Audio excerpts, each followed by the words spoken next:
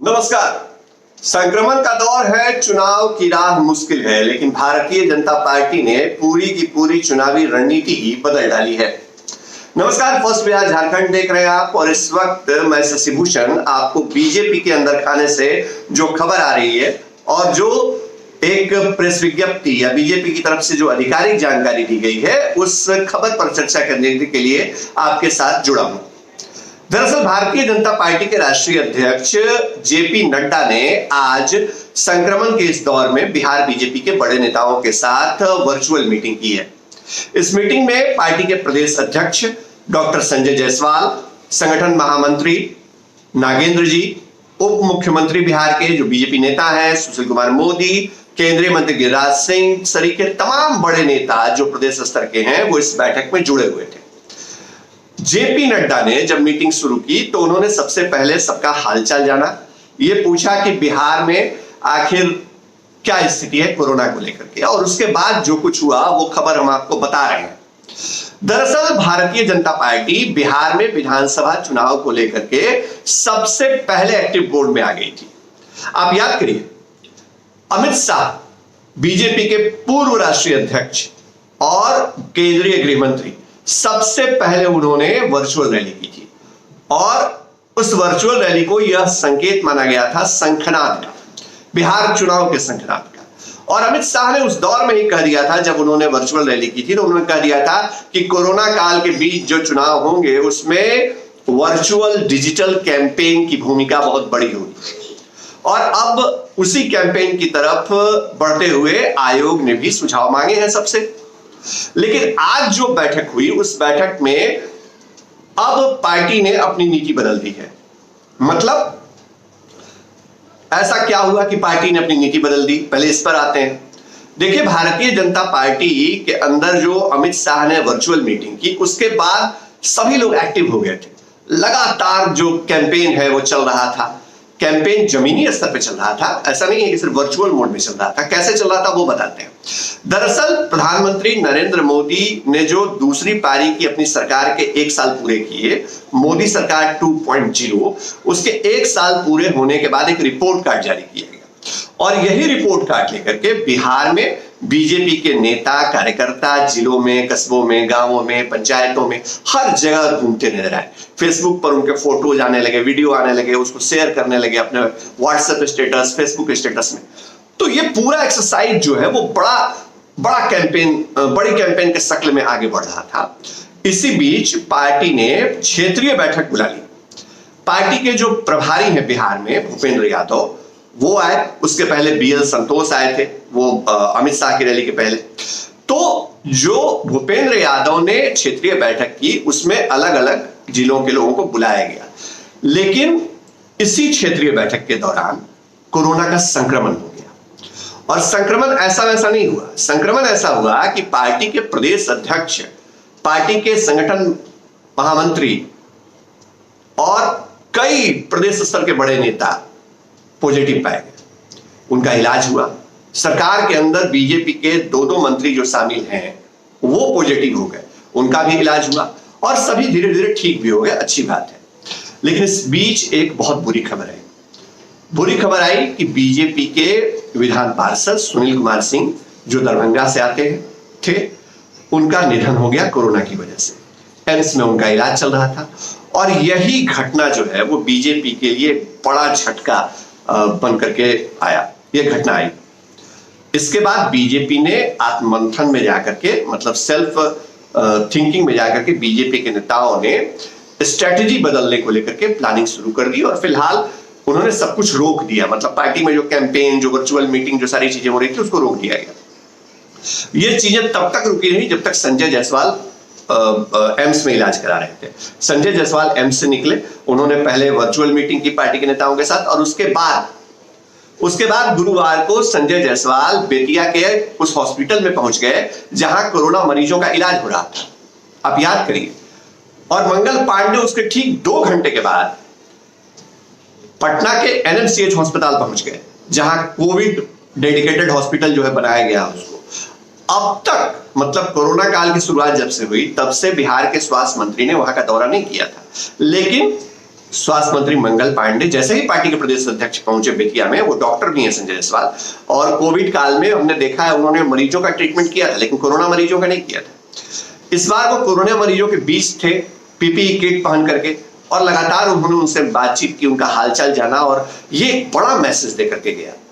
और उसके बाद क्या हुआ कि मंगल पांडे पहुंचे, मंगल पांडे ने भी सबसे बातचीत की, मुलाकात की, इंस्ट्रक्शन दिए, और अपने आप में एक बड़ा मैसेज गया कि बीजेपी के जो नेता हैं वो कोरोना से फाइटिंग को लेकर के आगे आ रहे हैं, वो कोरोना मरीजों से मिल रहे हैं, पीपीई किट पहन करके साहस दिखा रहे हैं।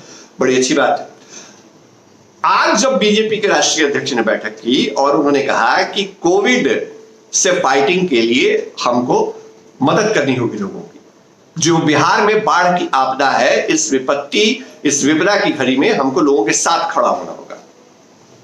तो जैसे ही जेपी नड्डा ने यह बात कही, वैसे ही यह बात साफ हो गई कि बीजेपी ने अपनी चुनावी रणनीति बदल दी है।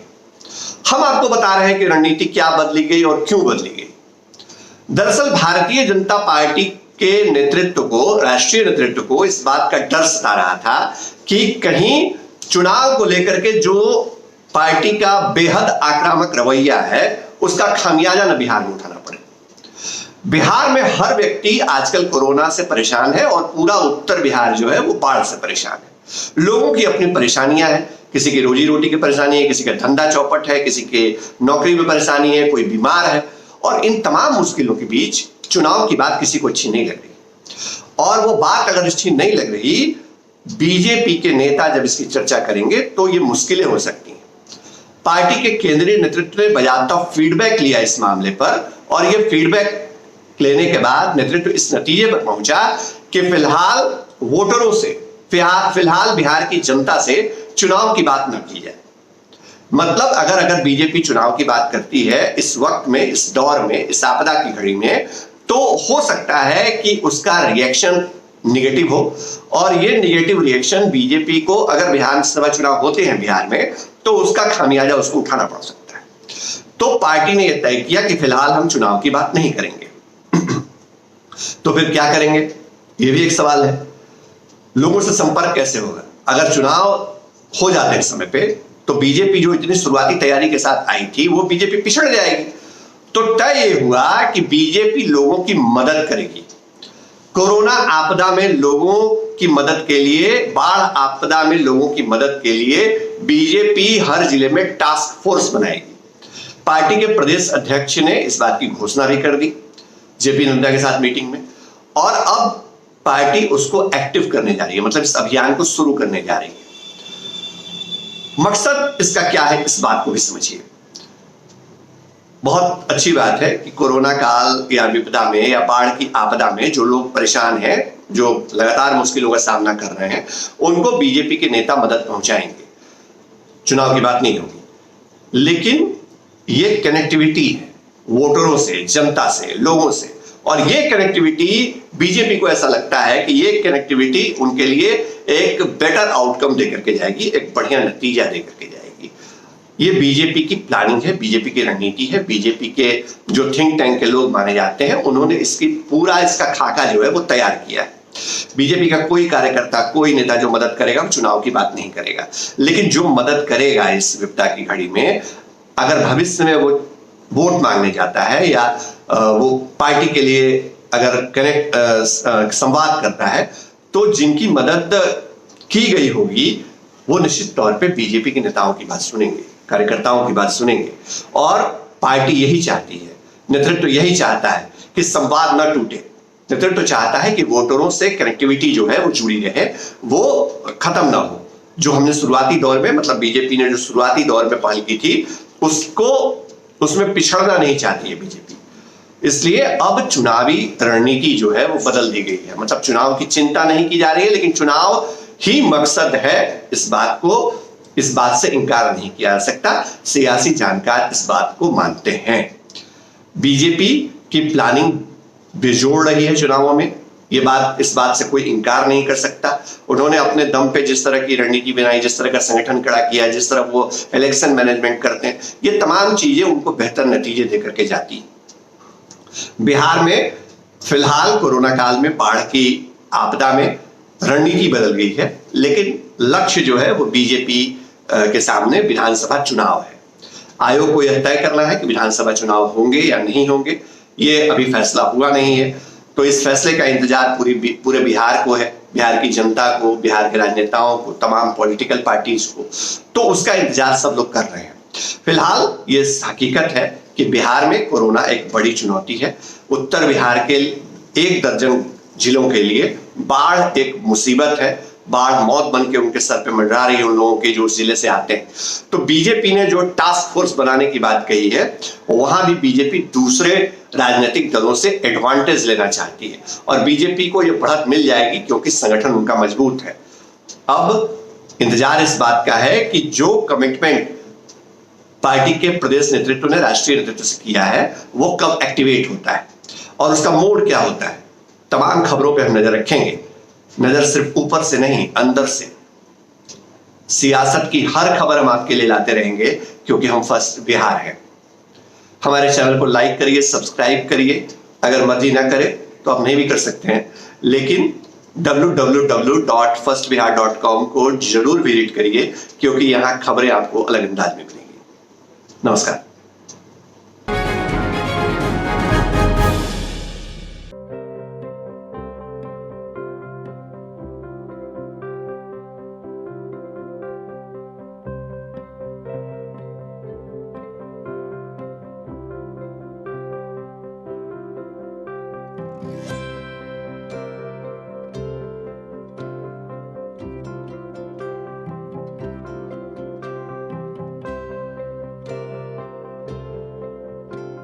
एक जिंदगी बचाने वाले को हीरो कहते हैं और 1000 जिंदगी बचाने वाले को health care worker. Our heart never hardens, our temper never tires. Our touch never hurt. We value what we do.